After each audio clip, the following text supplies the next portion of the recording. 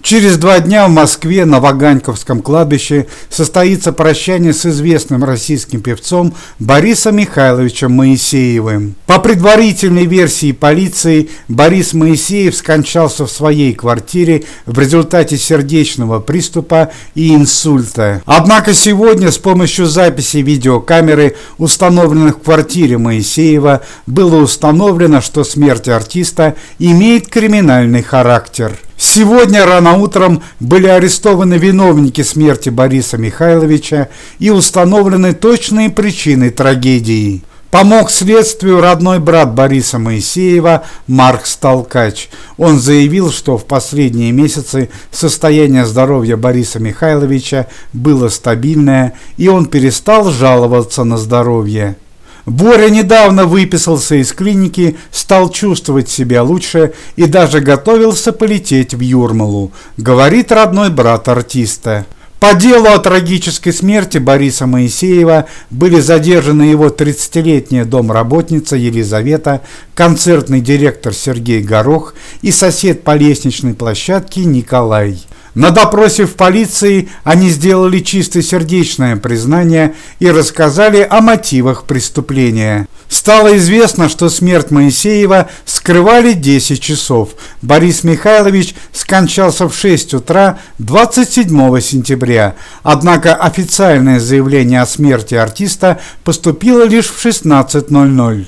Домработница Моисеева Елизавета несколько часов водила следствие за нос. Она утверждала, что обнаружила тело артиста, когда вернулась из продовольственного магазина.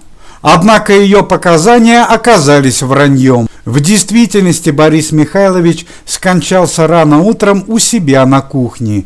Перед смертью у известного артиста возник серьезный конфликт с его домработницей и соседом по лестничной площадке. Возможно, к артисту применили физическую силу, в результате чего и произошел инсульт. Стало известно, что несколько месяцев назад Борис Моисеев составил завещание, в котором переписал свою недвижимость, 4 квартиры в Юрмале, в Москве и в Санкт-Петербурге, на свою домохозяйку и соседа по лестничной площадке. Эти люди несколько лет ухаживали за известным артистом, и Борис Моисеев таким способом решил поблагодарить своих спасителей. По данным полиции, домохозяйка и сосед Николай устали ждать обещанных подарков и ускорили процесс смерти Бориса Моисеева. Есть подозрение, что в этом преступном сговоре участвовал и концертный директор Бориса Моисеева Сергей Горох. Однако официально эта информация пока не подтверждена.